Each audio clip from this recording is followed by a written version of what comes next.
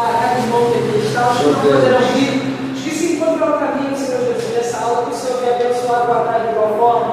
Abra o nosso entendimento, o nosso intelecto, Senhor, para que tudo que venha a ser falado venha a ser memorizado, gravado e praticado no nosso dia a dia. É tudo que eu te peço e já te agradeço, em nome de Jesus. Amém. Amém. Podemos assentar. Capítulo 1 deste livro, ou lição 1. Só me digam aí qual é a página de vocês. 21? Então, página 21. Nós, neste livro, irmãos, como o título já diz, homilética hermenêutica, a gente vai começar por hermenêutica, tá? Teremos 2 lições sobre hermenêutica, estaremos estudando hermenêutica 1 hoje, hermenêutica 2 semana que vem, tá? E depois estaremos estudando homilética fundamental, mas vocês vão entender o que é homilética ao decorrer da aula, tá? Homilética material, forma do conteúdo, forma do sermão, né? E homilética e o pregador, tá? Então, tudo relacionado à postura, a esboço, a mensagem, né? E lidar, oratória, tudo envolve homilética, tá? Mas a gente vai agora, né, voltar a nossa atenção para a questão da hermenêutica, ok? Então vamos lá. Primeiro a gente vai começar entendendo a etimologia da palavra hermenêutica, né? Etimologia a gente já sabe, é o estudo da origem da palavra, né? Então nós vamos saber aqui o que significa, na verdade, hermenêutica, da onde vem, da onde surgiu este nome. O termo hermenêutica vem transliterado do adjetivo grego hermeneutike, que por sua vez deriva do verbo hermeneu, que quer dizer interpretar, explanar, seja uma palavra, uma doutrina ou um evento. O verbo hermeneu também aparece no Novo Testamento. Quer ver? Você que está com a Bíblia, abra em Lucas 24, verso 27.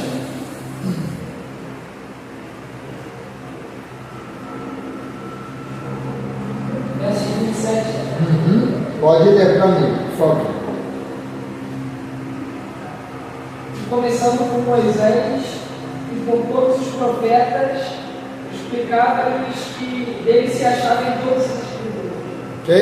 Explicava-lhe. Então aí, pastor, não tem nenhuma palavra escrita hermenêutica aí no que o Gustavo leu. Está onde a hermenêutica aí? Explicar, né? Então, o explicar, o interpretar, o explanar, né, se aplica à hermenêutica. Definição de hermenêutica. Literalmente, hermenêutica é a arte de hermeneum, ou seja, hermenêutica é a arte de interpretar, né? Mas é comumente empregada para designar a teoria desta arte. Algumas definições, aí vocês vão marcar a primeira. Hermenêutica é a ciência da interpretação.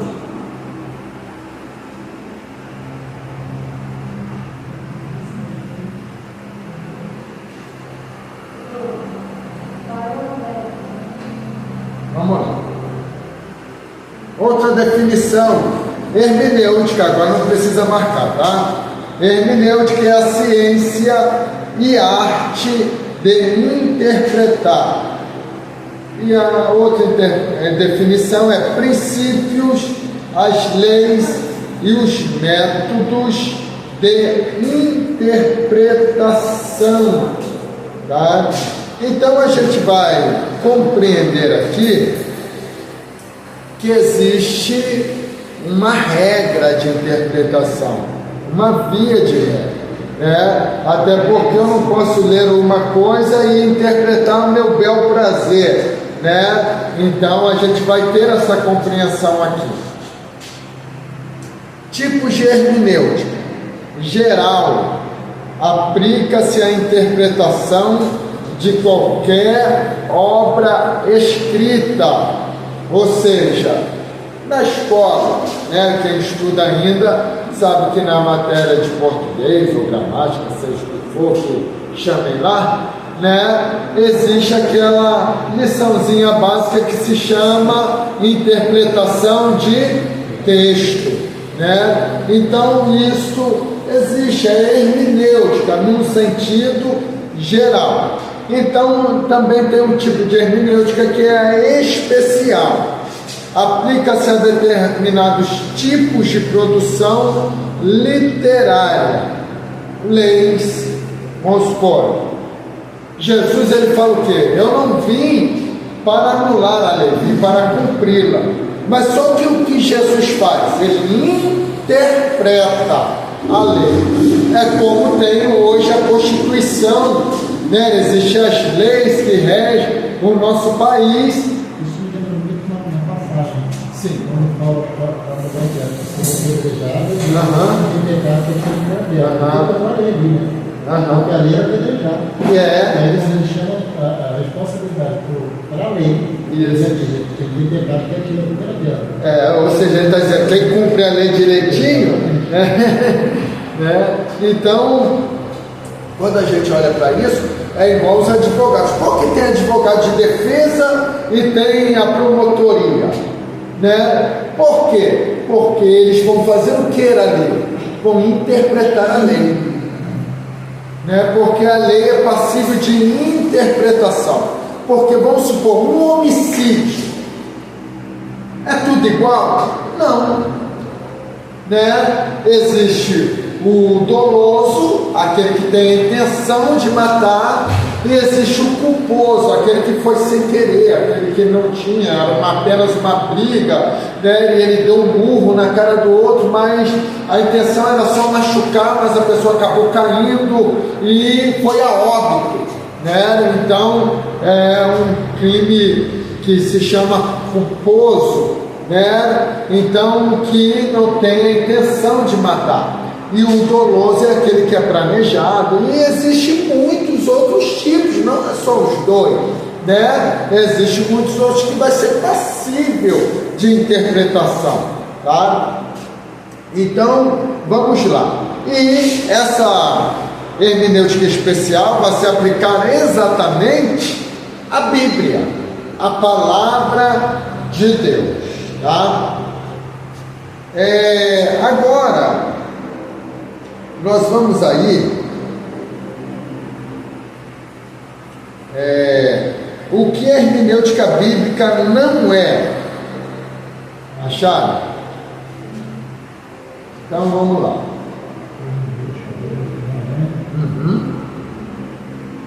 Mas não vai marcar não. Qual é a parte?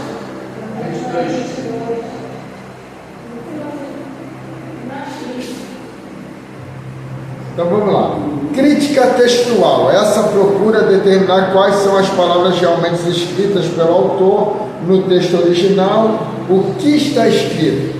Mas a hermenêutica procura descobrir o sentido dessas palavras, o que queria dizer o autor. Então, a hermenêutica não é crítica textual, A hermenêutica, ela busca exatamente o sentido original da palavra, tá? Exegese, esta aplica os princípios e regras estabelecidas pela hermenêutica.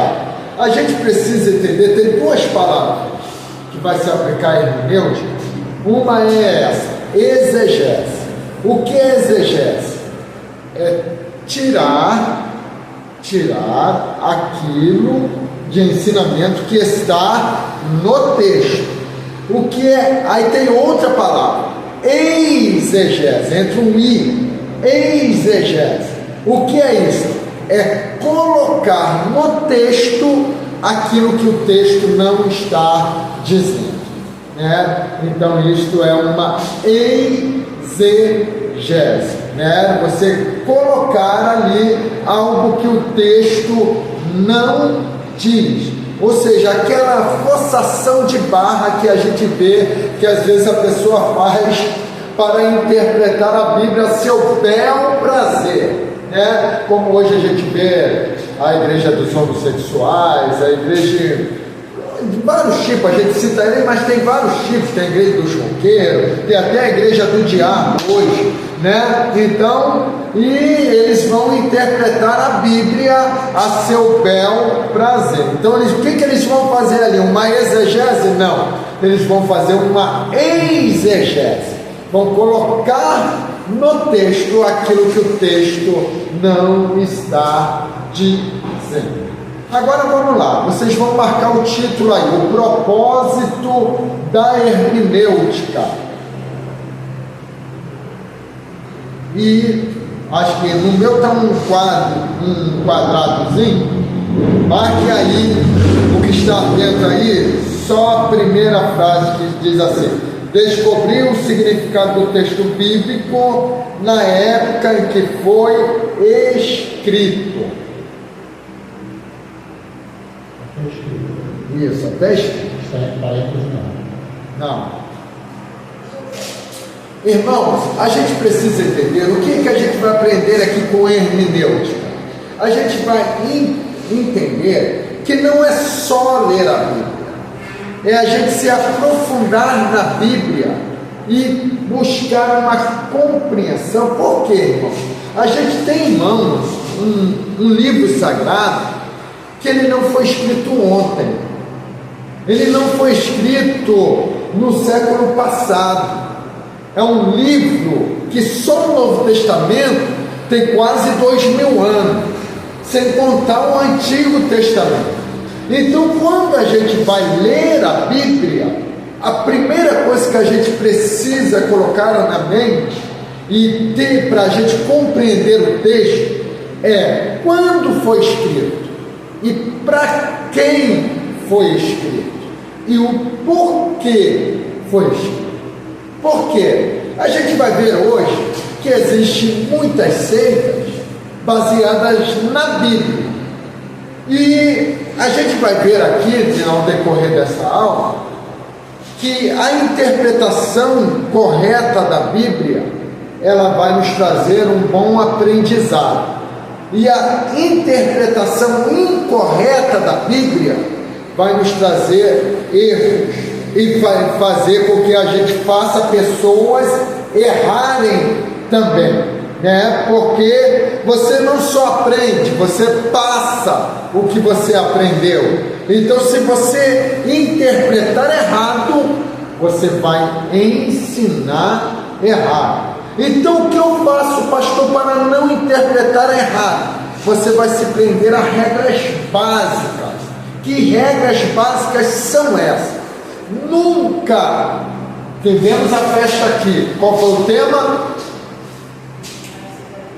Que nos dá a vitória por nosso Senhor Jesus Cristo. Mas se eu isolar este tema do que vem antes e do que vem depois, eu vou pregar qualquer tipo de vitória. Eu vou pregar qualquer coisa que o texto não está falando, não está dizendo. Então, a primeira regra básica da hermenêutica é você saber o que vem antes e o que vem depois do versículo. Quer ver um exemplo? Vamos supor que aqui é um culto, aí você automaticamente alguém olha assim: poxa, a igreja está quase vazia. E o que é de costume quando a igreja está quase vazia? Alguém pega a oportunidade para falar o quê? Irmãos, não se preocupe, aonde tiver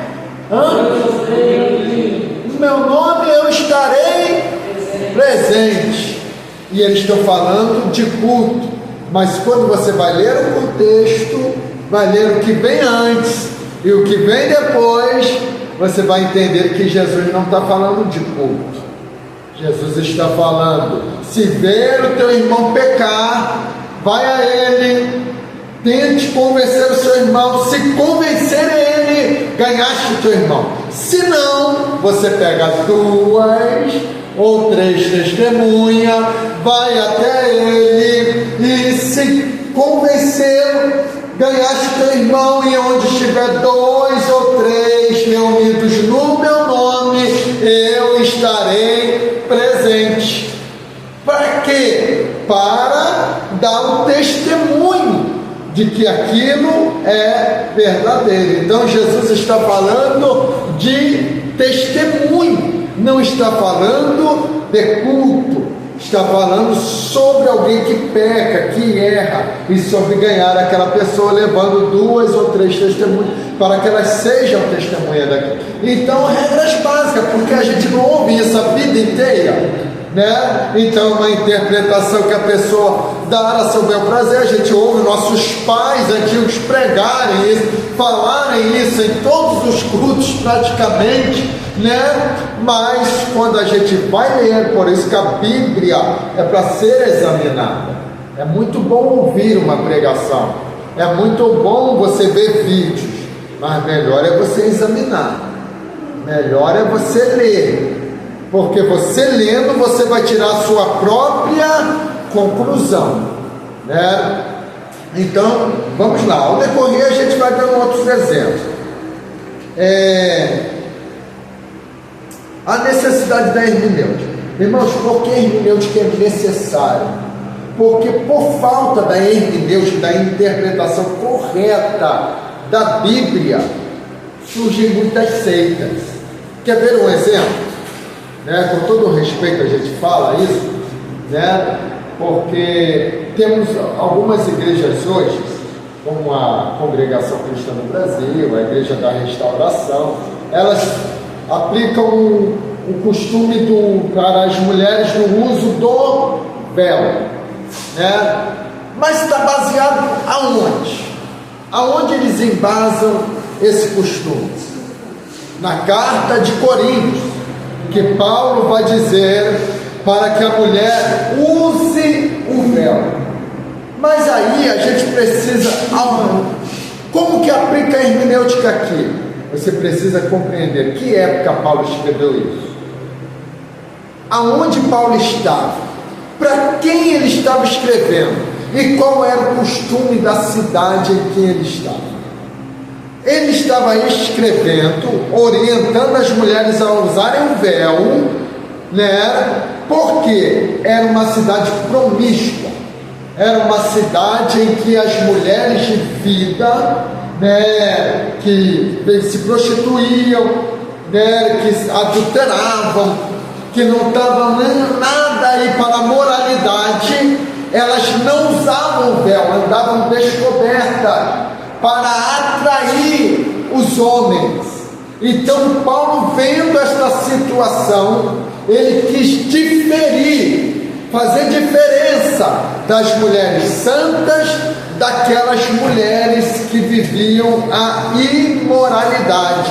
Então ele orienta, ele não vai orientar as mulheres de Jerusalém, ele está orientando as mulheres de Corinto, né? Então é só para a gente entender, porque quando se isola um texto e você interpreta a seu bel prazer, você vai criar uma seita, né? Daqui a pouco a gente está aqui na ceia, o pastor Anderson vai chegar com um bacião aqui e vai lavar o pé de todo mundo, porque Jesus lavou os pés dos discípulos, né? Então a gente precisa compreender o porquê, o para quê, qual era o costume, né? Tem um livro muito bom, né, Gustavo, que a gente estudou no médico, que é a Cultura Judaica.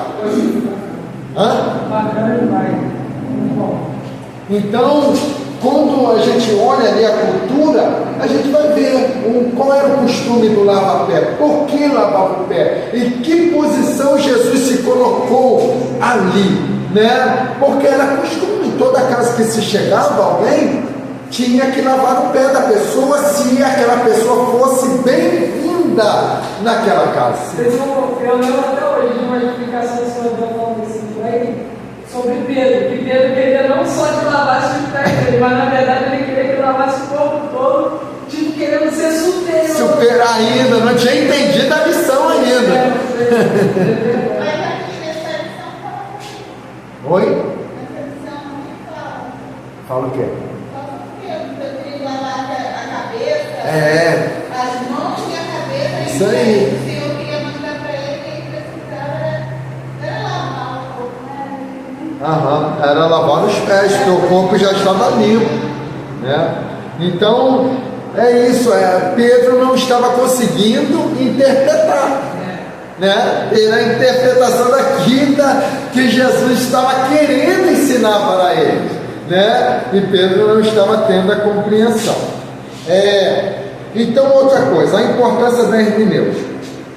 Irmãos, se a gente ignorar estas regras, por quê? Eu lembro uma vez, falei isso até na aula que eu lecionei lá, me chamaram para pregar no culto, o tema era: sem lenha o fogo se apaga. Legal, automaticamente quem escolheu o tema, automaticamente ele quer um culto de avivamento, de poder, que vai falar de fogo. Mas se você ler o contexto, ou até terminar, porque o versículo completo vai ser observado, não termina ali, porque o versículo vai terminar assim: não havendo maldicente, cessará a contenda. Aí termina o versículo, porque o versículo não é só sem lenha o fogo se apaga. Sem lenha o fogo se apaga, não havendo maldizente, cessará a contenda. Então ele não estava, aquela lenha não estava falando de altar, não estava falando de fogo do céu, estava falando exatamente de falar mal, de contender, de falar mal das pessoas. E que lei é isso? É quando você fala, você está alimentando, né? Já viu a fofoca como que é? Eu vou e falo ali pro Anderson: ó, o Gustavo fez isso, isso e isso. Ele vai chegar para a missionária Denise e vai falar: ó, o Gustavo fez isso, isso e isso e mais isso. Então ela vai só aumentando, é a lenha, né? Então aumenta-se sempre, vai falando. Aí tem que vai lá e acrescentar um tiquinho. Daqui a pouco tu tá morto, nem sabe. Não precisa de que não, só precisa. Aí eu vou falando mal da mãe. Ela hoje falou pra mim que você internet tem sexta, que a mim falou que tá bem sábado. Ela já Aí eu falei pra ela: quantos dias você está sem ver? Eu falei: pô, que tanto dia? Quase uma semana já. Ai, então, irmãos, a gente está vendo aí. Então, o que acontece? Por quê? As pessoas não leram o contexto, né? Não leram o que vem antes e o que vem depois, né? Então, sempre quando você vai interpretar errado, você interpretar algo errado, automaticamente você vai aplicar errado, né? Então, interpretação correta, aplicação correta. Irmãos, é o que eu sempre falo para os irmãos: fique com o básico, na dúvida, fique com o básico. A Bíblia, como que é essa regra de interpretação? Eu preciso de um comentário bíblico para interpretar a Bíblia? Não, a Bíblia se interpreta por ela mesma, né? A própria Bíblia interpreta a Bíblia, né?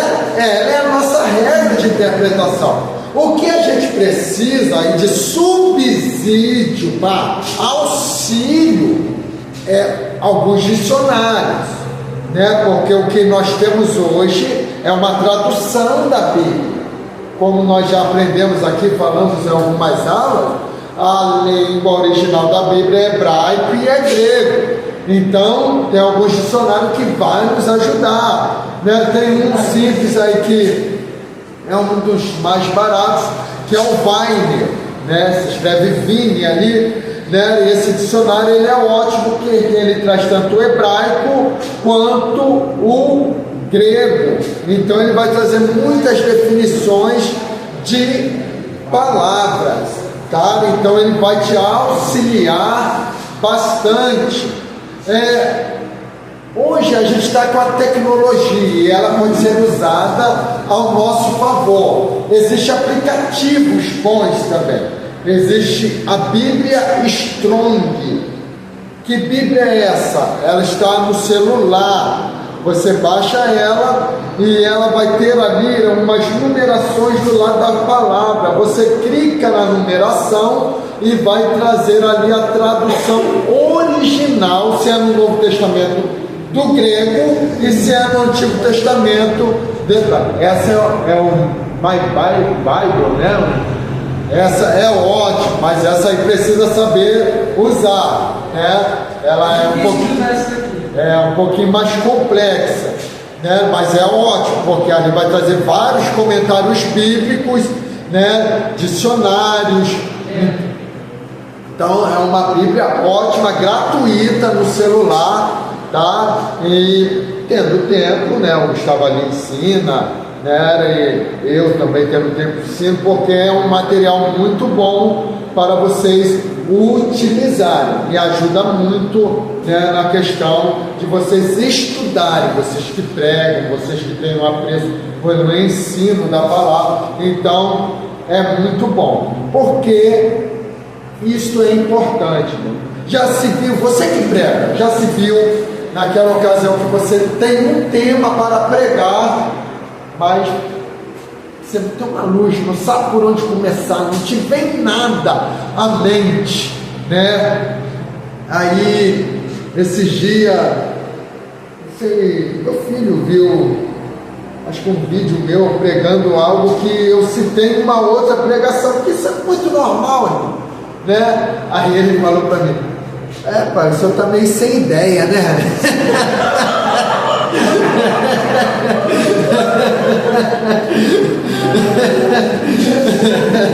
Eu falei: não, rapaz, é porque era essa mensagem mesmo que eu tinha que ser pregada. E aí...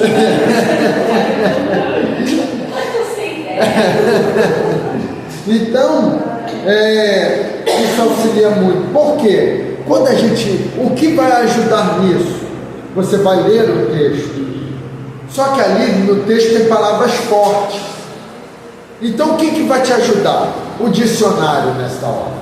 Porque você, vamos supor, Deus me chamou para profetizar. Quer ver um exemplo? Uma vez eu fui pregar sobre Daniel costumava orar 3 vezes ao dia. Beleza, é algo que a gente ouve direto, mas aí, como meu filho falou, eu estava sem ideia. Né? Não vinha nada à mente, né, para você pegar. E eu fui pesquisar no original o que era a palavra costume, o que acostumado, né? E vi que era algo que se tornava necessário. Ou seja, Daniel orava 3 vezes ao dia, como era de costume, ou seja, como era algo que se tornou necessário para ele, que se ele não fizesse, lhe faria falta. Por quê? Todo judeu ele ora 3 vezes ao dia por tradição, mas Daniel orava por necessidade. Era algo que se tornou necessário. Aí abriu o leque, né? Uma palavra só te abriu a visão para você. Aí deu ideia. Deu a ideia. A ideia veio. Porque você vê as pessoas pegando algumas palavras, você fica assim, meu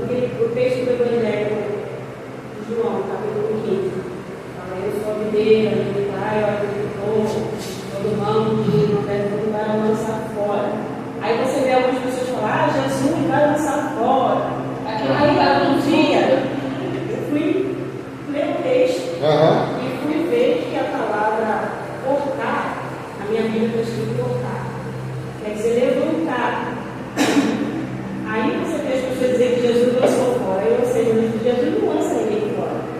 A palavra no original dele, cortar, quer dizer levantar. Ou seja, Jesus vai levantar normalmente aquela pessoa, vai limpar, vai tirar toda a impureza. Aí você vê algumas pessoas pensando, não, que Jesus não está pronto para mandar fora. Vai lançar você. E aí você, quem está ouvindo, vai falar assim, está fazendo o que aqui? Não tem mais jeito para mim, né? Não tem mais jeito para mim. Jesus não vai me jogar fora, vai dizer, ó, vai para lá, você não vai dar o reino do céu, não. Então, é bem interessante mesmo. É a mesma A coisa gente entender. da figueira, né? Que Jesus, né, vai lá e a figueira está assim.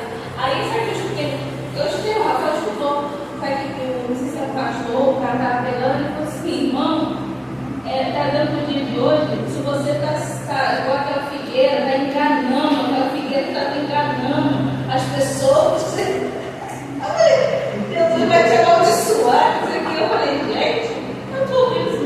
Aí Rafael, de que igreja? Eu falei, atenção, que Verdade. eu falei, Deus, ele pode. Falei, Rafael, quem está falando não? Verdade. Aí fala que eu vou pegar essa passagem, eu vou estudar ela para entender o significado por ela não ter dado fruto.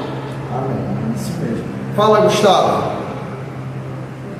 Tu não ia falar? Não, eu lembrei de um negócio aqui dessas as ideias que os pregadores têm, né? A gente foi numa igreja numa segunda-feira, né? Aquela da cabana amarela. O pastor final ele fez um ato profético, ele dizia que era um ato profético. Pegou um pano amarelo, fez uma cabana, então não tinha que passar por baixo. Cadê? Passando por baixo. Aí, mas antes disso ele foi lá no. Falou que disse, como você falou sobre o toque aí? Não, aqui, vou ver. Estou cantando. Apenas um toque daquela da boca, apenas um toque. Todo mundo passando por baixo daquele irmão amarelo. Aí ele ficou esperando terminar, né? Os outros passaram e ficou olhando assim pra mim. Olhando. Tipo que me esperando pra passar. Eu apontei pro microfone.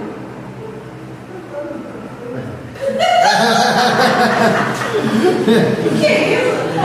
Aí eu lá no profético, todo mundo passou pra dizer pra passar. Aí passando. Gente, que isso, gente? Pastor, ninguém quis receber a unção da cabana.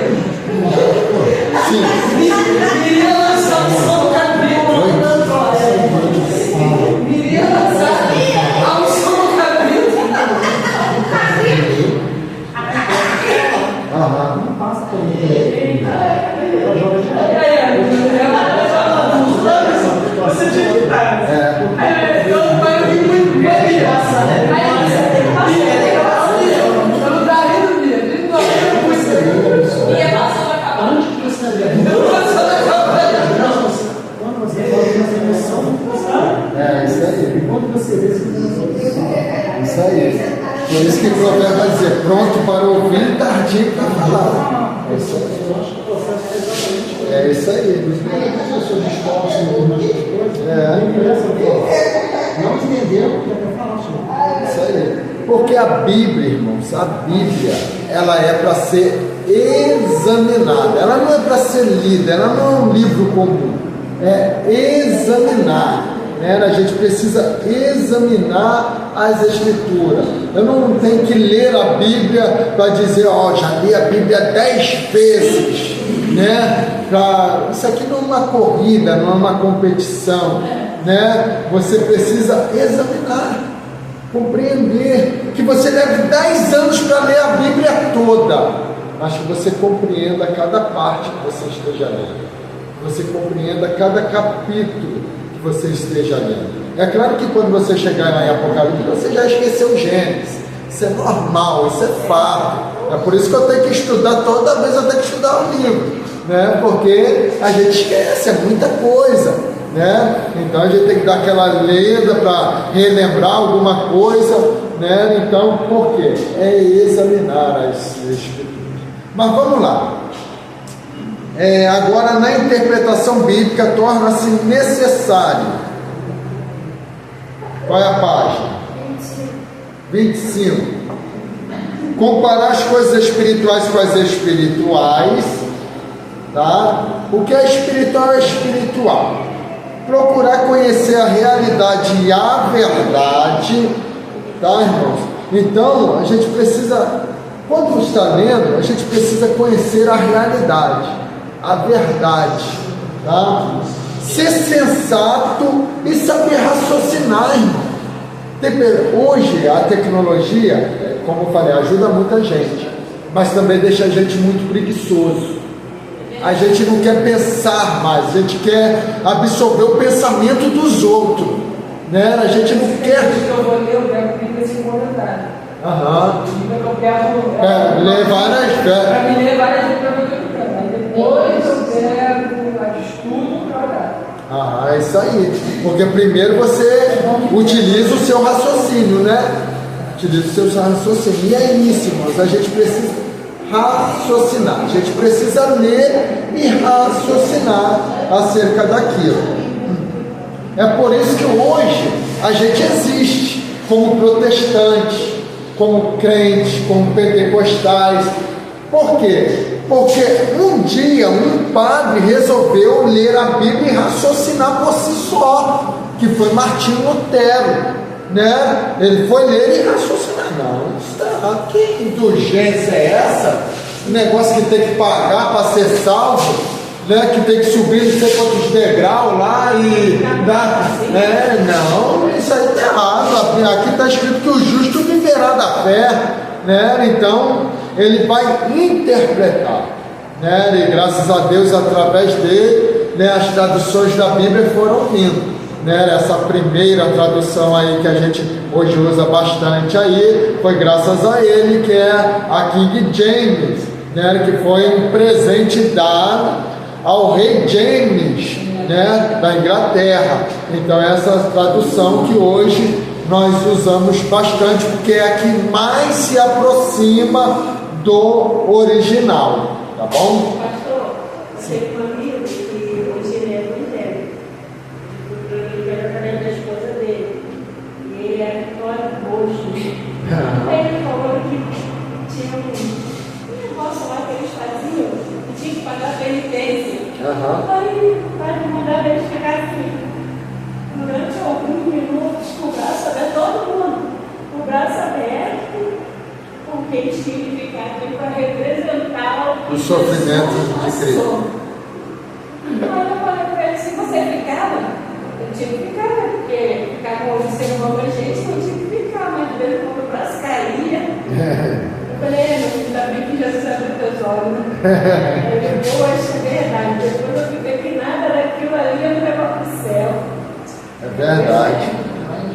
Tem que ouvir, né? No Evangelho a gente faz tanta, associa muita coisa para ser salvo, na verdade, nada disso, meu Deus. É verdade. Aí outra coisa, ser simples, modesto, sem altivez. Irmãos, é claro que quando a gente acabar já nessa primeira aula, eu creio que vocês já vão ter uma mudança muito grande na mente de vocês acerca do estudar da Bíblia, né? E quando terminarmos este livro, muito mais. Só que a gente precisa entender uma coisa: quando há dedicação, Deus honra a dedicação, e nessa honra de Deus Ele vai te revelar coisas tremendas na Bíblia. Só que a humildade ela precisa permanecer. Irmãos, a gente está vivendo uma época que, às vezes, com todo respeito, dá nojo de ouvir certos pregadores, né? É porque aquele negócio é forte, e tô assim, tô desse jeito, e tô sentindo, né? Então, chamando para ele algo que não é dele, né? Então, a gente precisa entender que sempre a glória vai ser de Deus. É por isso que o espinho na carne estava lá em Paulo. Por que era o espinho? Vai explicar, para ele não se gloriar com a excelência das revelações que Deus tinha dado a ele. Então, sempre vai ter um espinho na sua carne, para você entender que você é ser humano. Só de pensar que Paulo teve um tanto de revelações que ele nem chegou assim a pensar em escrever, né? Coisa que ele levou para o túmulo. Verdade. Às vezes a gente fica falando assim: poxa, Deus tem tanta coisa para revelar, e por que me revela? Irmão, deixa eu lhe dizer uma coisa. Primeiro, se você tem uma tendência a ser linguarudo, Deus não pode revelar os segredos dele para você, porque tem coisa que Deus vai revelar que não pode ser falada.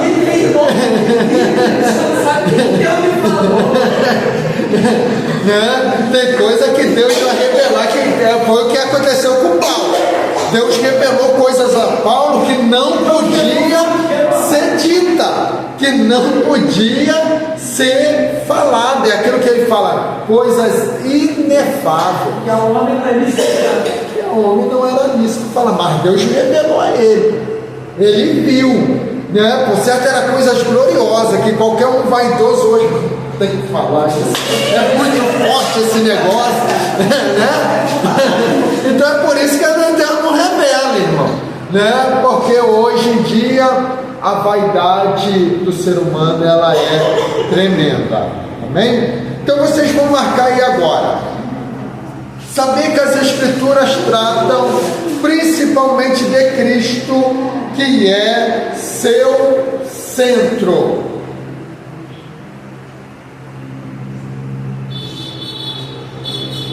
Ok?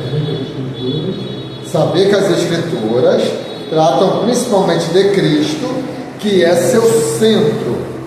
Cristo é o centro, irmão, das Escrituras. Amém? Agora vamos lá. Iniciação à interpretação. Conhecimentos importantes. Línguas originais. Quais são as línguas originais da Bíblia? Hebraico e grego. A transliteração é Septuaginta. A Septuaginta é a tradução de toda a Bíblia, ou seja, do Antigo Testamento. Do Novo já era grego, né? Do Antigo Testamento para o grego. Tá? Septuaginta.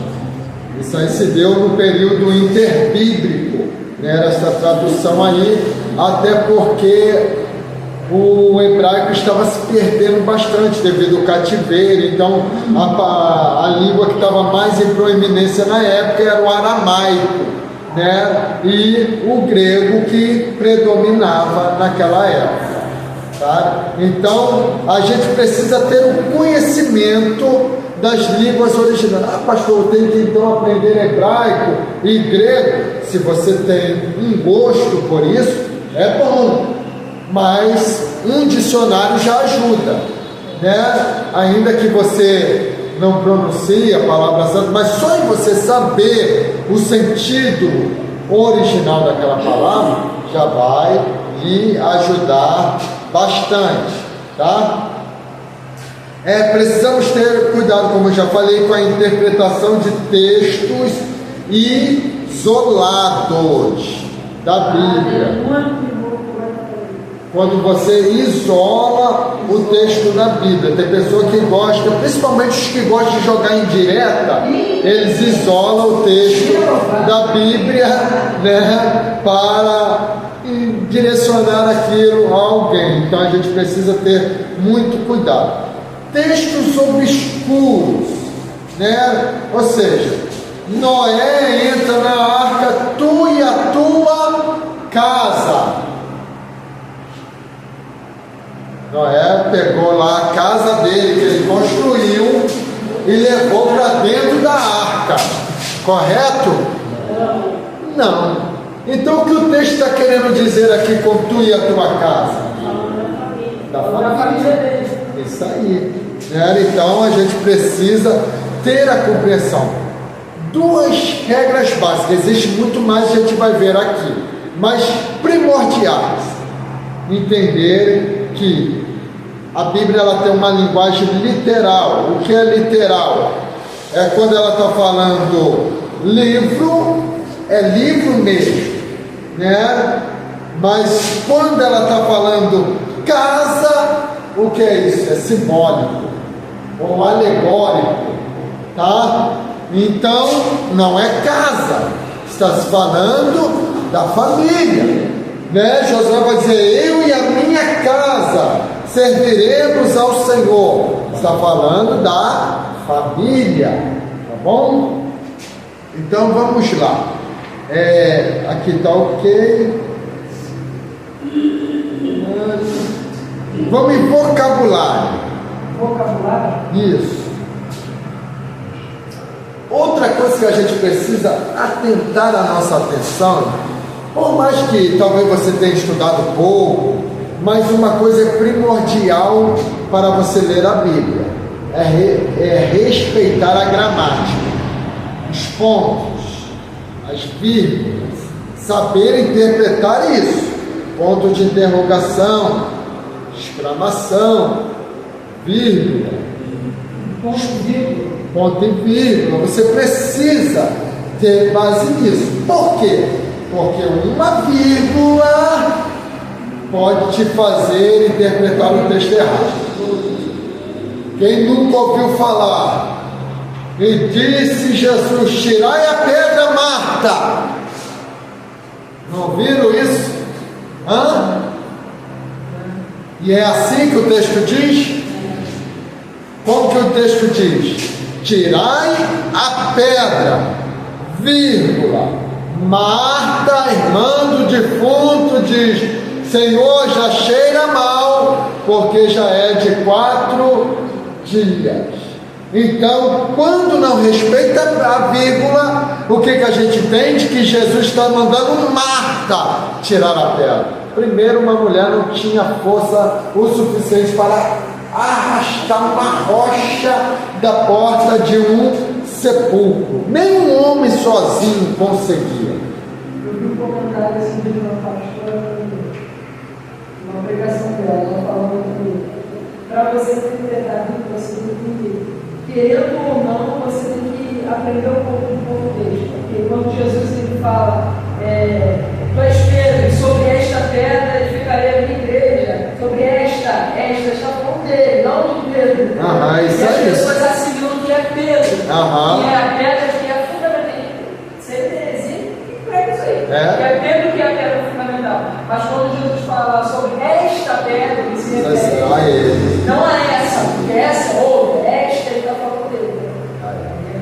Tremendo, viu? E ajuda, irmãos, ajuda bastante. É um pequeno detalhe que vai mudar completamente o texto, né? Vai fazer você interpretar corretamente o texto. A nossa língua portuguesa, as palavras têm muito sentido. Então, cada pessoa deu em português uma palavra. Aí você fala qualquer coisa, aprendendo heresia, você dando palavras dentro da palavra de Deus. E aí está pecando, e ensinando as pessoas a pecar. É isso aí. Realmente a gente tem que ter muito Cuidado. É igual, né, a brincadeira que fizeram, né, que vai dizer, se você não tomar cuidado, né, vai fazer que nem falaram que Jacó era analfabeto que estava na Bíblia, porque ele amava Raquel e não lia. Amava Raquel e não lia. Então, lia era outra mulher, mas aí quem vai ler, ele não lia, não fazia leitura. Então a gente precisa, não é claro que isso é uma brincadeira. Então, mas só que vale a gente ressaltar isso para a gente entender que a interpretação ela precisa ser correta, adequada, e os pontos eles são importantíssimos para a interpretação correta de um texto, tá? Não só os pontos, tá? Mas como a palavra, como o Gustavo acabou de colocar ali. Se você não conhecer o sentido exato da palavra, você...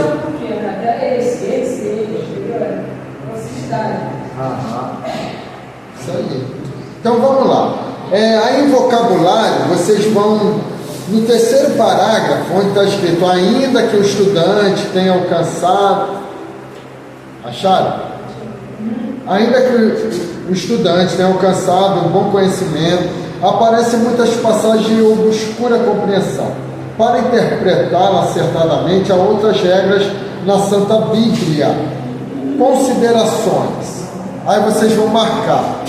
O melhor intérprete da Escritura, além da própria Escritura, é o Espírito Santo. Tá? Marque isso aí.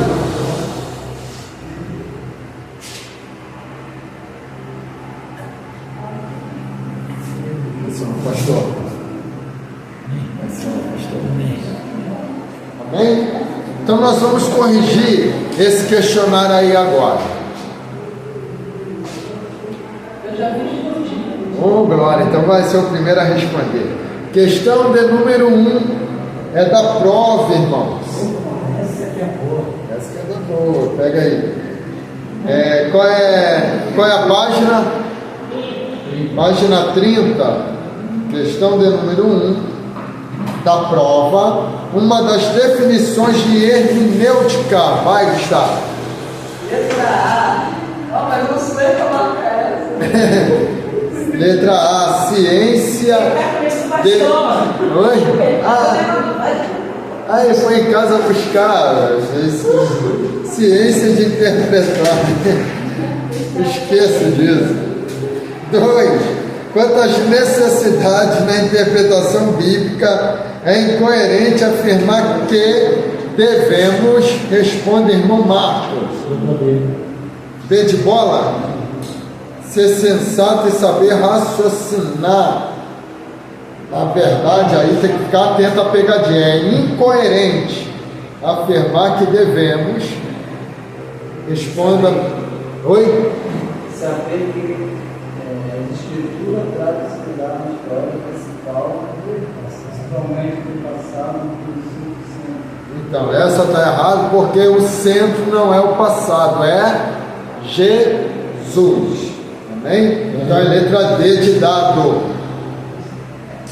3. São as línguas originais da Bíblia. Responda para nós, missionária Jaqueline.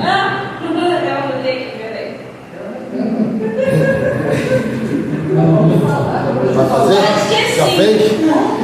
Hebraico e olha só, Já fez? o programa na minha cabeça.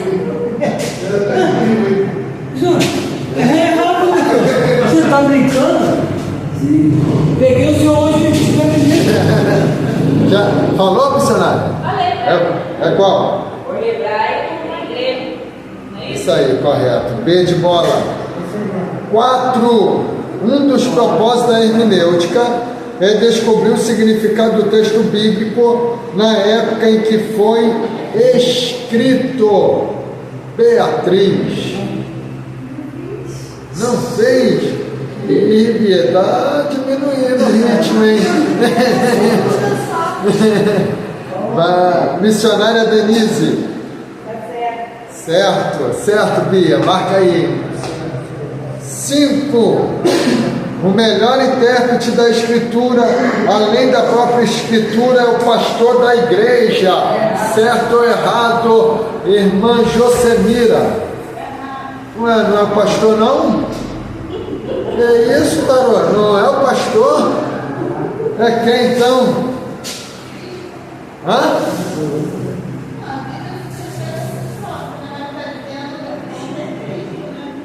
Que é o Espírito Santo. Amém. Então tá errado mesmo e essa é da prova, tá bom? Vocês ainda prova. Gente, a gente vai para o intervalo rapidinho. Rapidinho. 5 minutinhos, daqui a pouco a gente retorna. Dá 0 para eles. Vamos lá, hein? Segunda parte aí, a interpretação em sentido geral. Segunda parte, interpretação no sentido literal e espiritual. Quando a gente vai interpretar a Bíblia, a primeira coisa a gente precisa estar atento, né, à forma e de que maneira está se falando na Bíblia. Nos sermões de Cristo, você vai ver exatamente isso, porque Cristo ele facilita para a gente compreender. A gente vai ver sermão dele que ele vai aplicar literalmente, e tem sermão que ele vai ter alegoria, né? Como que ele usa ali: não julgueis para que não sejais julgados, né? Porque com a mesma medida que julgardes sereis julgados. Porque atenta, né, no cisco que está no olho do seu irmão e não vê a trave que está no seu olho, né? Então ele está usando ali uma alegoria para dizer: você está vendo uma pequena coisa na vida do seu irmão e você comete coisa pior, né? Então você tem que ter esta compreensão. Mas é nítido, irmãos, é fácil, você está lendo, você já sabe, né, que Jesus não está falando de uma coisa literal, de alguém que está olhando um cisco que cai no olho do outro, né? Jesus está falando sobre julgamento. Então por isso que você precisa se atentar ao contexto, né? Porque se você só ler o verso 3 e não ler o início do capítulo, você vai, mas do que está falando? O que está dizendo? Né? E vai ficar sem a compreensão dele. Então você precisa, num todo, né, ter a compreensão, e só vai ter a compreensão lendo o que vem antes e o que vem depois. É igual a passagem samaritana, né? Ele diz que é alegoria, dizendo que a igreja, a estalagem, se a pregação, o cara pregar aquilo aqui na forma de alegoria, mas o sentido dali é compaixão, né? Do samaritano? Isso, também pessoas pregam a alegoria, falando que a estalagem da igreja, mas a verdadeira sentido dali é compaixão, né? A gente mostrar que aquele aqui é compaixão, né? É claro. Uma coisa a gente precisa, porque tem pessoas que ensinam essa matéria e eles radicalizam, né? Aqui a gente não dá para radicalizar, porque você está lendo a Bíblia, e a Bíblia ela é passível, quem auxilia? A Bíblia se interpreta por ela mesma, mas quem traz a revelação é o Espírito Santo de Deus, né? Então ele às vezes ali ele vai te revelar algo que você vai aplicar o símbolo, né? E isto é uma via de regra, né?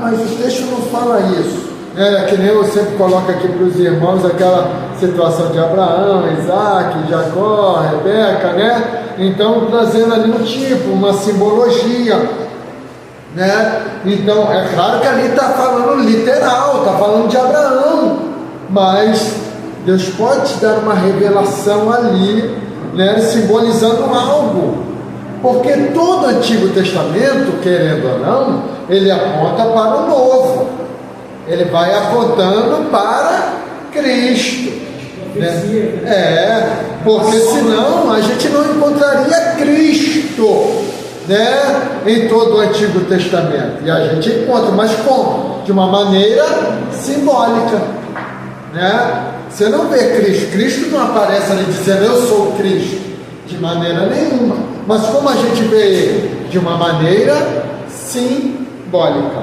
amém? Então vamos lá. As palavras e seu significado. Aí vocês vão marcar. O significado das palavras deve ser tomado conforme o sentido da frase.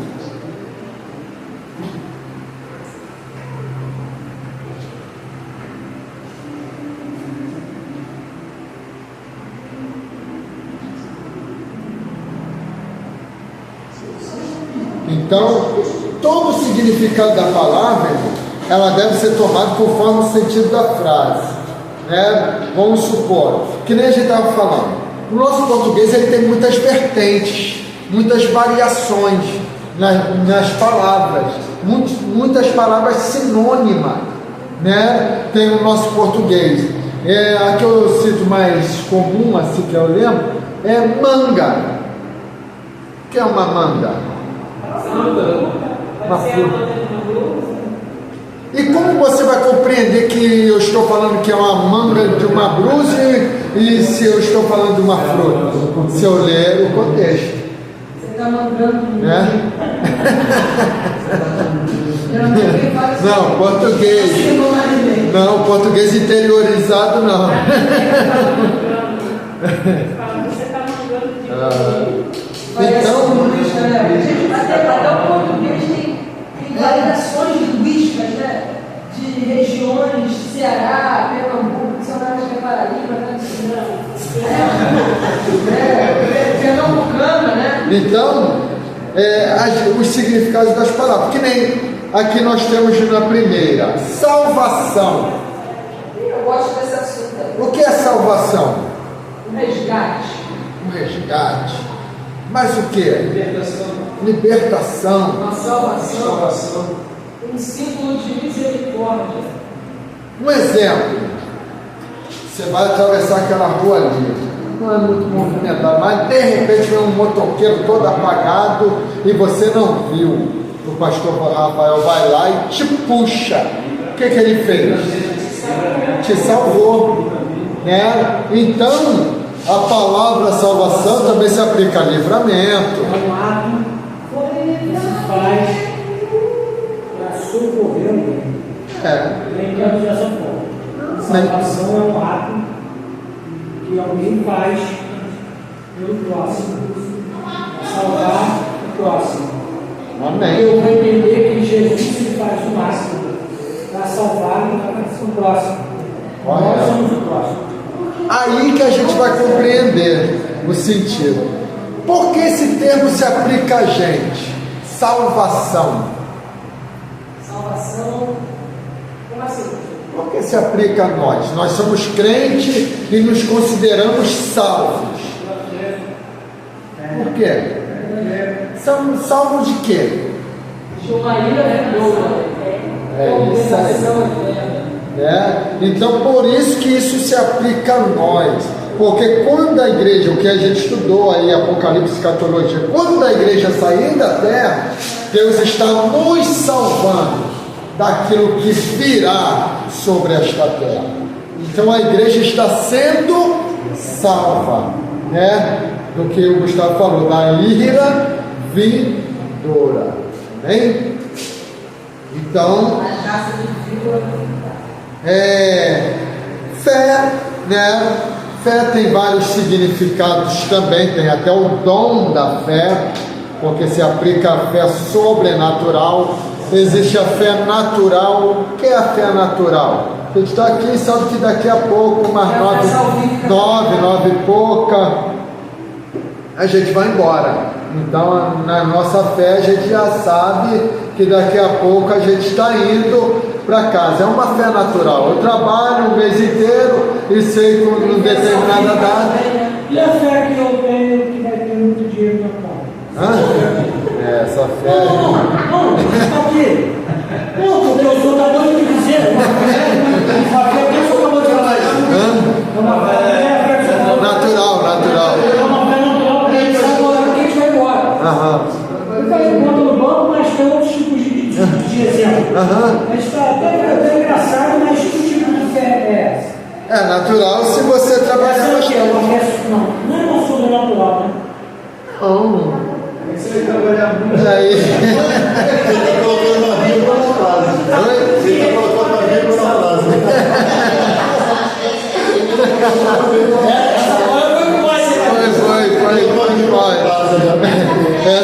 bem sobrenatural.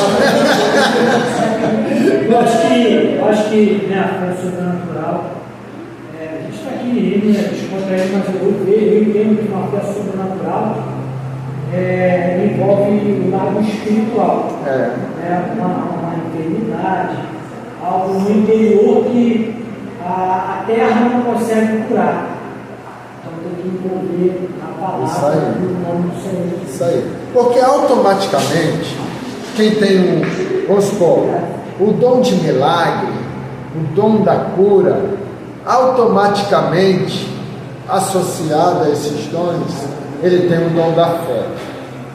Porque senão ele não oraria para ninguém ser curado, né? Sem ter o dom da fé, ele seria incapaz de dizer para o paralítico: levanta e anda. Isso é uma fé sobrenatural. Sobrenatural, né? Então, por isso que se aplica aos dons espirituais também. Por quê, irmãos?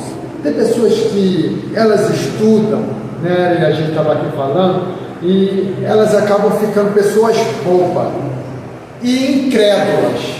A gente está estudando aqui para ter mais fé, e parece que tem pessoas que vão na contramão disso. Elas estudam e ficam incrédulas, né? Aí você vai ver pessoas que nem eu já vi, pessoas pregarem. Porque, irmão, uma das piores coisas é a pessoa esquecer que um dia esteve no vale e que Deus exaltou ela. Então ela se esquece. Porque uma vez eu vi uma pastora pregando, né, e numa vigília, e ela disse que o crente, ele não pode comer ovo, porque ela falou, não pode, porque tem algo de errado na vida desse crente. Aí ela falou assim mesmo, numa vigília: você vê esses crentes rodando aí, daqui a pouco cai a fraqueza, tá passando fome. Então, E o senhor estava nessa vigília. eu estava nessa vigília, uma prova danada. Não era eu não. Ele é assustado, né? Ele é batista tradicional, aí essas coisas ela não vê muito lá na comunicação dela. Aí a coisa eu falo aqui, ó, vem que depois passar e ver cada coisa. Poxa, pastor, gosta de comer ovo? Meu filho não pode faltar. Eu queria fazer uma Sim. assim, Na casa de ninguém vai falar assim. Fala, varão de guerra. Eu queria perguntar ao senhor, assim, o que o senhor acha que mais entristece a Deus na Bíblia? O ciúme.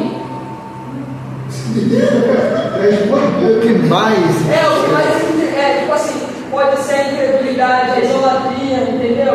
A rejeição. O que o senhor acha assim que mais deixa Deus irado? Rapaz, eu não tenho assim algo em comum, mas eu tenho algo que Deus, ele não gostaria que nenhum tivesse, porque era uma característica do diabo, que era a altivez, a soberba.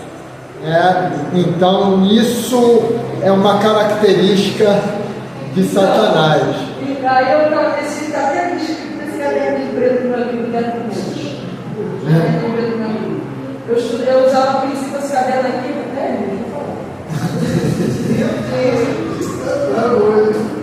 Fala, varão. Eu usava esse caderno, estou brincando. Eu usava esse caderninho aqui a princípio para estudar psicologia. Até ficava brincando. E tem um transtorno de personalidade chamado narcisismo.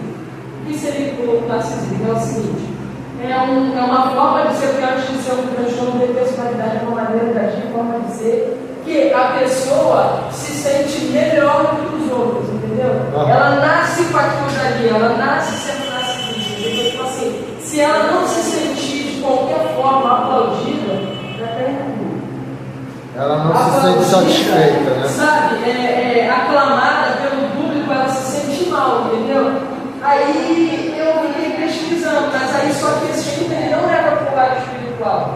Aí eu considerei que esse transtorno de personalidade pode ser também um problema fazendo ela ser altiva, entendeu? Prepotente, soberba, e é considerada como um transtorno de personalidade. Mas só que antes de ser um transtorno de personalidade, qualquer um é uma maneira de ser, entendeu? E que corrompe a maneira de ser de uma pessoa é o diabo. Aí eu cheguei a essa conclusão. Mas é por isso que eu perguntei, só para esse pensamento. Amém. Então, quando a gente olha para isso, a gente vai ver agora outra palavra, irmãos, chamada graça. Graça todos nós conhecemos, né? Os crentes hoje estufam o peito e dizem: eu estou na dispensação da graça. Mas é uma coisa que a gente precisa compreender, né? Porque a graça é o favor que se dispensa ou se recebe, né? Favor que não merecemos, mas que Deus livremente nos concede, né? Graça como prova do propósito divino de redenção e revelação, né? Noé, porém, achou graça aos olhos do Senhor. Quando se fala essa palavra, achou graça, ou seja, que Deus se agradou e que dispensou a sua graça, o seu favor a Noé, né? Porque Deus destrói a humanidade e preserva Noé e a sua família. Mas então Noé mereceu. Não é que ele mereceu, porque a graça já é isso, é o favor imerecido. Mas diante de todos que tinham, era o melhorzinho que Deus achou. Que eu entendo dessa passagem que ele estava dentro de uma obediência. É isso aí. Porque eu entendo que Deus, ele pede para Noé construir a arca, e nesse período ele pega. Só que o povo, na desobediência, não quis. Porque se o povo obedecesse, com certeza ele traria uma arca. Isso aí. Então eu botei a graça, lógico, a graça. Mas porque você falou, o melhorzinho, beleza, era o melhorzinho, porque estava obedecendo. Isso aí, correto. Se você obedece, você se torna melhor. Verdade. Se Deus não vai olhar assim, pô, vou escolher. Quem eu vou escolher? O que me obedece. O que me obedece, eu não vou escolher. É isso aí. Se é natural, até não é natural. Um termo que eu usei, né? Mas quando a gente olha, porque a humanidade estava em desgraça, em decadência, né? E Noé era exatamente esse, o que a Bíblia vai dizer que andava com Deus, veio da linhagem, né, de Enoque, que também andou com Deus. Então era uma linhagem, né, que desfrutou de uma comunhão com Deus. Então a graça envolveu ele, né? Então, e preservou, porque na verdade aquele ato, Deus destruiu, mas foi a graça, porque ali a graça é exatamente isso. Ele vai, aquilo que a gente pensa que é destruição, não é preservação, porque Deus criou e o que Ele cria, Ele preserva. Então, porque Ele faz Noé construir a arca, entrar com a família na arca, para preservar o que? A humanidade, né? É isso aí. Então a humanidade é preservada. Também a graça dele alcançou ele. Alcançou ele. Eu só sai de lá. E a mulher não deu certo. Entendeu? Isso aí. Né? Então, é a mesma questão. Tem pessoas, vamos supor, Deus vem aqui e dá um presente para todo mundo. Tem aqueles que vai cuidar. E tem aqueles tem aqueles que vai colocar de lado, né? A passagem da semente. A semente daquela da dracma? O fazendeiro, né? Está no céu, vai viajar, quando volta, das minas. Isso aí. É verdade. Então vamos lá, irmãos. Textos e contexto a gente já falou aqui um bocado, né? A gente precisa ler o contexto. Isso é via de regra, irmãos. Não pregue nada sem ler o contexto. Por mais que o versículo seja lindo, maravilhoso, nem compartilhe se você não compreender o contexto daquele versículo. Sobre o que está falando, sobre quem está falando, o que significa aquilo, né? Então a primeira via de regra para você interpretar correto um texto é o contexto, né? O que vem antes e o que vem depois, para você compreender exatamente do que está falando, tá? Oi? Tem medo? Não, pai. Depois você acostuma. Vai ter aula de homilética. Eu já falei pra ele que ele vai chegar dentro na frente. Mas eu vou sair essa aqui, vai morrer. Eu vou chegar lá. Mas se você continuar com esse medo, você nunca vai, porque o inimigo vai trabalhar nesse Eu já falei pra ele vai chegar na frente, ele vai pregar, eu vou sair daqui. E nesse livro aqui é bom, vai ter até um trabalho para vocês, para ajudar na prova. Vai ter um trabalho. Eu trabalho todo dia. Pode ser em grupo? Hã? Pode ser trabalho em grupo? Eu trabalho e eu. No colégio era assim, né? Não, teve uma época aí que estavam. Não estão ainda, né? Ainda tem. Que a pessoa está pregando em dupla, né? Aí esse trabalho da Hã? Estou pensando. Vamos Isso é ver. legal, se não tiver que apresentar, Então vamos lá. Palavras com sentidos contrários, irmãos. Falso combinado. Vamos sobre isso. Agora, depois desses contextos, palavras com sentido contrário. Qual é a página? 33, pô. Tem uma frase no 33. Tá certo. 34. É o óculos. Tá falhando o óculos. Então vamos lá. Porque o salário, quer ver a segunda parte para vocês entenderem mesmo. O salário do pecado é a morte. Não fala da morte natural, caminho de todos, mas da morte eterna, separação de Deus. A parte seguinte do versículo 23 traz uma verdade sublime, né? O dom gratuito de Deus é a vida eterna por meio de Jesus, nosso Senhor. Então, palavras com sentidos contrários. No mesmo versículo vai falar de condenação e vai falar de vida eterna, né?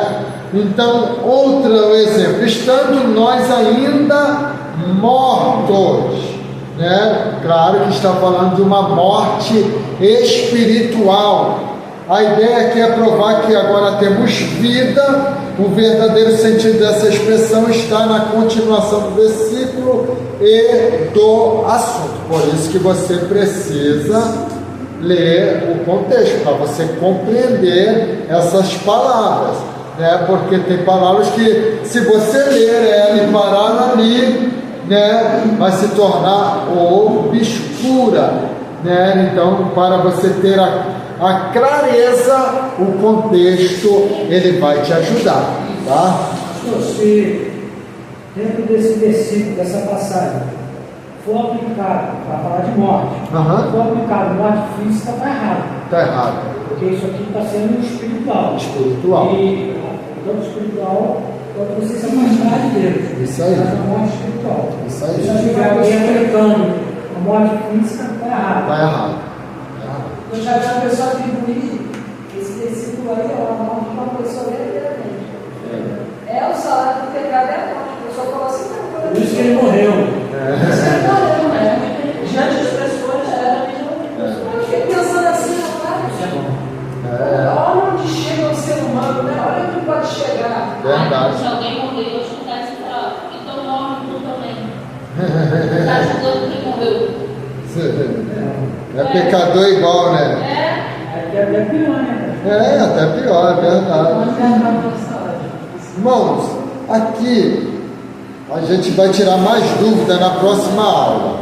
Cara, aqui tem algumas palavras, cara, que vocês vão precisar isso aí, estudarem, lerem depois com calma, mas elas não são assim muito importantes, né? Que não são palavras que a gente vai utilizar no nosso dia a dia. Então a gente vai pegar aqui as principais para não embolar a mente de vocês, porque eu sei que esse estudo é um pouquinho complexo, tá? Então vamos lá. A interpretação do texto pelo contexto bíblico, né? A interpretação da linguagem figurada. E aí agora a gente vai para a linguagem figurada, figuras classificadas pela gramática. Essa parte aí eu matava a aula do português. Ah, o pastor Gustavo falou aqui,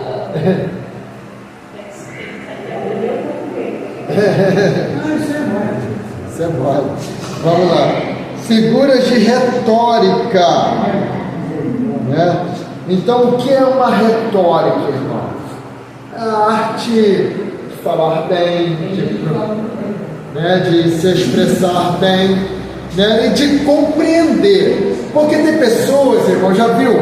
Uma vez eu vi uma pessoa pregando e ela... Já viu aquelas pessoas que ela nem tem o trabalho de olhar o dicionário, mas ela quer falar as palavras difíceis. Porque escuta. Porque escuta. Aí foi pregando. Eu vou pregar aqui a Bíblia, a palavra de Deus, a poderosa, a inerrante, a sacrossanta, a infalível, a inefável. Aí ele errou. Inefável. Por quê? Paulo, ele viu coisas inefáveis que... Ao homem não é lícito falar. Então, se a Bíblia foi inefável, como que a gente vai pregar a Bíblia?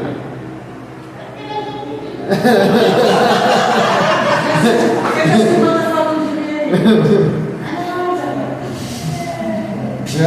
mim. Então, irmãos, por isso que eu falo, pegue simples, irmãos, fale simples, para todo mundo compreender, todo mundo entender, ainda que você saiba, ainda que você, às vezes, meu filho, ele é quietinho assim, mas em casa ele brinca dessa, aí, de vez em quando, eu falo lá que ele briga com o pastor Jefferson dessa, eu falo, o pastor Jefferson vai lá pregar hoje, o dicionário vai pregar lá hoje. Aí eu falo, pastor Jefferson, me chama de dicionário. Não, mas assim, eu acho que não generalizar. O conhecimento que você tem é louvável você compartilhar o conhecimento. Mas assim, é o que eu falo. A pessoa fala uma palavra difícil ou pronunciar, mas se ele falar trazer uma tradução dentro daquela palavra, poxa, isso é louvável, porque aí você vai atingir o entendimento das pessoas que estão ouvindo. Então, agora, você falar uma palavra difícil e não explicar, então, né? já empregando uma derrota. Entendeu, pastor? Então, assim, não é viável, porque assim, eu entendo que quem está ouvindo para aprender, correto? Quem está ouvindo está ouvindo para aprender. E quem está falando para ensinar. Eu entendo isso. Isso só está falando, só está ensinando. A gente está ouvindo e está aprendendo. Verdade. Se você traz uma palavra e explica ela, não tem como. a mensagem vai ficar. Eu só vou esbanjar aqui, conhecimento e não vai edificar a vida de ninguém. Verdade. Então vamos lá. Vocês vão marcar agora. As figuras de linguagem que aparecem na Bíblia são as mesmas classificadas pela gramática. Tá? Quem já estudou aí até oitava série, nono ano, né? Hoje, né? Já pegou essa parte aí da gramática, que vai aprender sobre metáfora, né? Tem umas palavras difíceis aqui, eu não sei se vocês aprenderam lá, porque é muito difícil. Essa daqui de baixo eu não lembro de ter ficado na aula, não. Também não. Metáfora sim. Né? Até hipérbole, isso aí sim. Né? Irmão Marco deve ter estudado. Então vamos lá. Então a gente vai pegar aqui, tá? O material é de vocês. Vocês têm um material de pesquisa para vocês depois, né, acabarem o curso, esmiuçarem, relerem de novo, com calma, né? Então vamos lá. Metáfora. Semelhança entre duas coisas que se aplicam a um termo. Vejamos essas expressões do próprio Cristo. Eu sou o caminho. É uma metáfora. Jesus não é uma rua, né? Ele está dizendo o quê? Eu sou a direção, né? Então é uma metáfora. Eu sou a videira, ou seja, ele é algo que dá vida, né, para outros. Então é uma metáfora. Vós sois a luz do mundo. Você não é o sol, você não é a lua, né? Mas você é aquele que tem que fazer a diferença aonde você chega como crente, né? Porque existe vários tipos de diferença, né? Tem pessoa que faz diferença oposto, mas você precisa fazer a diferença como crente, né? Então vamos lá. Então a gente vai pular isso aí, esse cinedoque aí. Metonimia. Vamos lá. Relação de uma coisa não visível, formada apenas na mente, a causa do efeito ou sinal pela coisa significada. Ou seja, o que é isso, irmãos? Eu estou aqui explicando. Não. E às vezes você vai imaginar de um jeito na mente. Foi em Boque, vai citar Pedro aqui. O que ele cita Pedro? Né? Por quê? Cristo está fazendo ali, mas só que na mente de Pedro está imaginando, está errado. Os discípulos estão aceitando errado. Então Pedro já cria na mente dele a atitude que ele iria tomar com Jesus Cristo, né? Sendo que a atitude de Pedro foi errada. Então é algo que se cria na mente, e é automático. A gente está lendo na Bíblia e a nossa mente vai imaginando aquilo que nós estamos lendo. Prosopopeia. Isso daí eu aprendi com Deus. Valeu. Personificação de coisas inanimadas, atribuindo-lhes os efeitos e ações das pessoas. Ou seja, eu vou dar vida aqui à cadeira e falar, a cadeira falou para o capacete. Quer ver? Vamos ler na Bíblia, Salmo 85, verso 10 e 11. Eu já ouvi pessoas dizer que Deus está na cadeira. 85. Salmo 85, verso 10 e 11. Tem pessoas aí que você vai escutar falando assim, não, Deus está em tudo. Eu estou falando, eu já peguei cliente assim, já peguei cliente trabalhando lá, a cliente falou assim, Deus está em tudo, rapaz. Deus. Mas como assim, Deus tem tudo na nossa parede aqui? Olha só, é que as pessoas confundem a onipresença de Deus. Deus, ele pode estar em todos os lugares, em todo instante, mas ele vai estar aonde ele quer estar. Deus não vai estar lá dentro do centro de Umbanda. Não, de maneira nenhuma. Deus não vai estar na sua casa se você não quiser, né? Então, Deus, ele ocupa todo o espaço, como Deus, mas ele só está onde ele quer estar, né? Então é onde é que as pessoas não compreendem, né? Mas isso se dá um nome que depois, futuramente, eu vou trazer para vocês aí. Mas Salmo 85, verso 10 e 11, quem achou, leia para mim, por favor. A misericórdia e a verdade se encontrarão, a justiça e a paz se deixarão. A verdade brotará da terra e a justiça olhará desde os céus. Então ele está dando vida a coisas que não têm vida. Coisas abstratas, isso aí.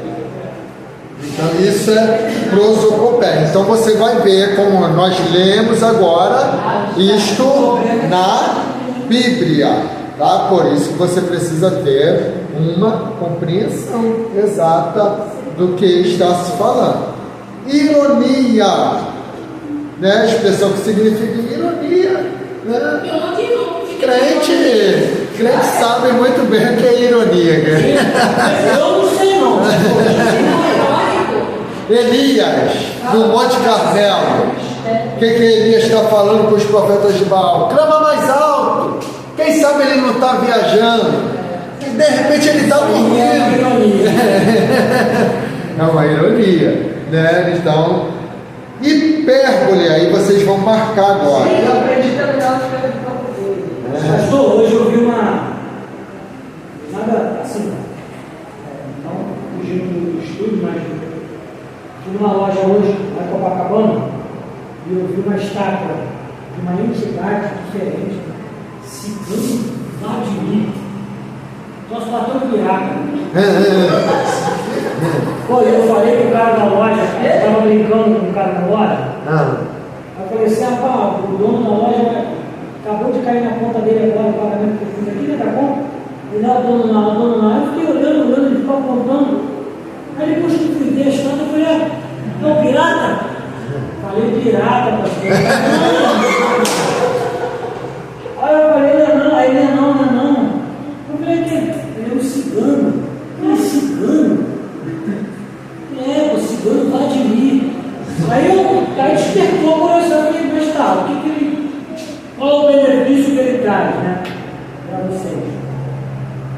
Não, é porque é prosperidade, cigano Vladimir. É muita coisa, né? Então vocês vão marcar aí agora. Hipérbole, figura que engrandece ou diminui exageradamente a verdade das coisas. Ok? Quer ver um exemplo? Os 12 espias, eles vão espiar a terra prometida. E quando eles retornam de lá, isso, cascuva, mel, mas 10 espias vão dizer, a terra é boa, mana leite e mel, porém os homens que habitam lá são gigantes. Olha os gigantes que eles estavam falando. Uma pessoa de baixa estatura aí, mediana, 1,50 m, vamos botar assim. Os gigantes tinham ali 3 metros, que eles estavam chamando de gigante. Então daí o quê? 2 vezes, né? No máximo, às vezes nem uma pessoa com mais estatura nem dava 2 da pessoa. Eles vão dizer aqui, nós somos como gafanhotos diante dele. Isso é uma hipérbole. Deles, é isso aí. Então eles vão colocar dessa maneira o quê? Exagerado. Colocando o inimigo o quê? 1000 vezes maior, 100 vezes. Quando a esposa coloca o menino, é uma coisa exagerada. É uma hipérbole. Pegou, mano. Então vamos lá, irmão. Agora deixa eu ver aqui, alegoria, símile, antítese.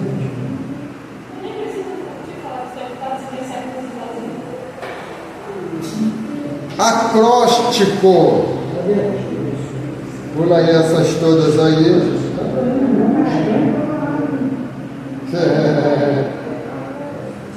Uma composição poética. Acróstico, vocês vão marcar. Acróstico é uma composição poética em que o conjunto de letras iniciais, medievais ou finais de cada versículo forma um nome da pessoa ou de coisa. Tá vendo? Quem lembra aí que já estudou o que é um acróstico?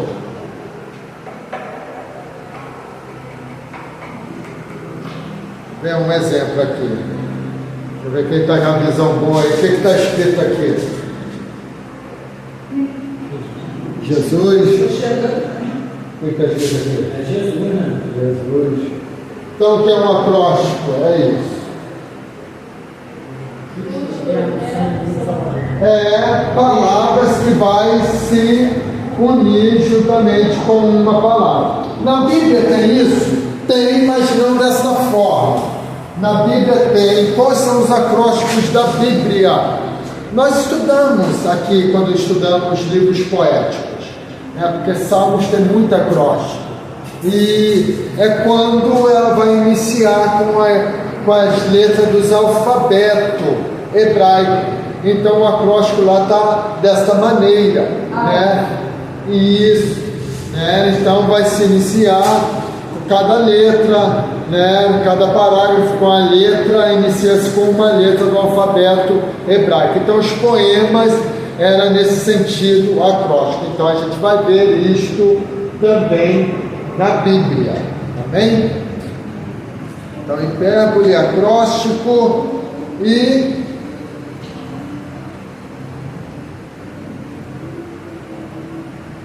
então paradoxo. Paradoxo é uma coisa contrária, irmãos, né? Vamos supor, frio e quente é um paradoxo, né? Santo e profano é um paradoxo. O que faz e o que não faz. Entendeu? Então vamos lá. Tipos. Tipo é a representação de pessoa ou coisa espiritual por pessoa ou coisa material. A palavra tipo significa literalmente marca ou impressão e pode ser traduzida segundo o contexto por figura, exemplo, modelo, etc. Aí vocês vão marcar. A palavra antitipo literalmente quer dizer corresponder ao tipo e é a realidade. Que nem eu cito muito aqui para vocês aquela questão de Abraão, Isaac, né, que eu falei. Então eu falo o quê? Que Abraão simboliza Deus, né? Então vamos aí. Abraão é o tipo. E qual é o antitipo? Deus. Porque o antitipo é a realidade, tá? Abraão é o símbolo. E quem é realmente é Deus. Isaac, ele é o tipo de Cristo. E quem é o antitipo? Cristo. Isso aí, tá? Onde? É a realidade. Hoje o pessoal está pegando no seu pé aí. Vamos lá. Tipos de pessoas. Aí, irmãos, vocês vão ter aí um quadro. Isso ajuda bastante. Por quê? Vocês vão ter as referências do tipo. E no Novo Testamento vocês vão ver o antitipo, né? O tipo no Antigo Testamento e o antitipo no Novo Testamento, de Adão, né? Porque o Novo Testamento vai dizer que o segundo Adão, quem é o segundo Adão? Jesus, né? Por um veio a morte, mas pelo outro veio a vida, né? Então, isso vai ajudar muito vocês, tá? tipos de ritos e coisas, a expiação, os sacrifícios. Por quê, irmãos?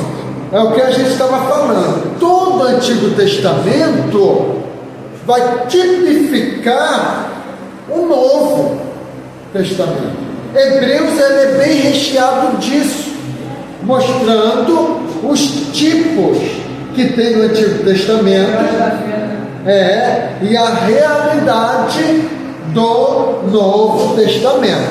Amém? Irmãos, semana que vem a gente vai abranger mais, tá? Aí a gente semana que vem vai falar sobre parábolas, sobre símbolos realmente, né? A gente vai trazer mais sobre isso, alguns elementos, né? Vai falar plantas, flores, tudo que tem na Bíblia, detalhes, né?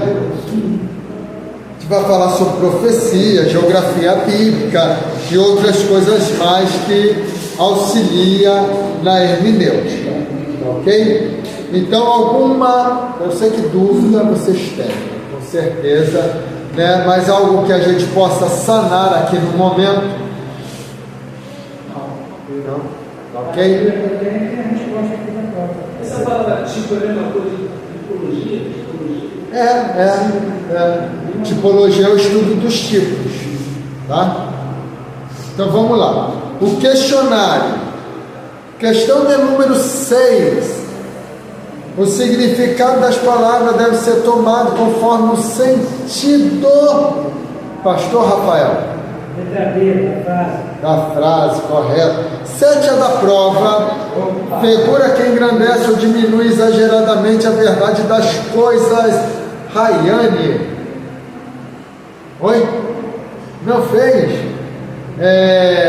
Manjosemira. B. Hipérbole. Isso aí, está correto. 8 é da prova, tá? 7. A palavra antitipo literalmente quer dizer, responda para nós, presbítero Daniel. C. Não, tem mais da prova não. Corresponder ao tipo e à realidade.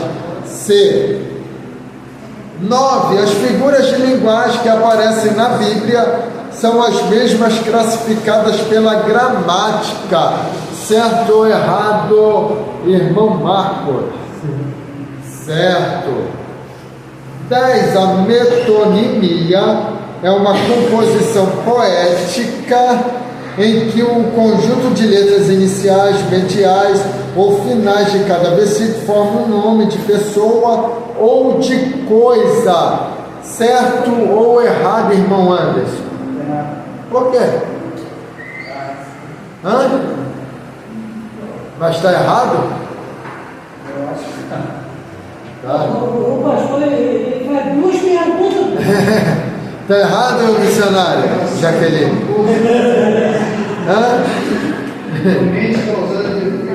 Está errado? Tá certo, Está errado? Por que está errado? Porque não é nada, pastor. Porque não é metonimia, é acróstico. Esse nome aí que você conhece. Amém, gente. Irmãos, vamos colocar de pé. Vamos agradecer a Deus por esta aula. É esse nome aí mesmo.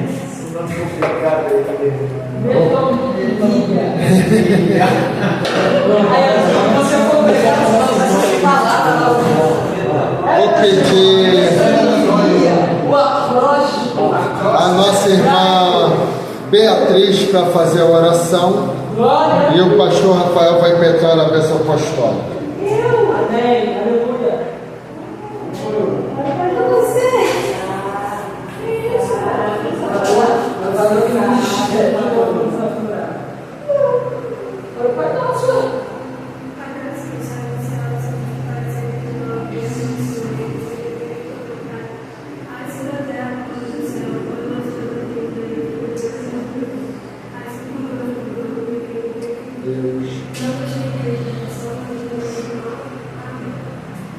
Na graça do nosso Senhor Jesus Cristo, o amor de Deus, E a consolação do Espírito Santo esteja na vida de cada um, que espera e aguarda a vinda do nosso Senhor Jesus Cristo. Que toda a igreja diga: Amém. Pastor.